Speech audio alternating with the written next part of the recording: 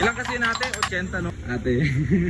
Yan, kukuha ng 80 case. Dito yan sa Hirona. Sa Hirona pagka ano, makulangan kayo sa buhay dito. Tuturo ko yung location na kayo sa taas mamaya. So yung magkakarga sila dito ng 80 ate. So ayan, pwede kayong kumontak sa kanya. Lalagay ko yung number niya. Ayan, parang hindi makita.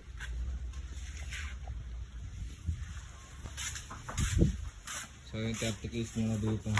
Ano pangalan mo kasi pre? Pa sila taga, ano yung Bungabon pa sila. Tumikap sila dito. So 30 case muna yung nandito.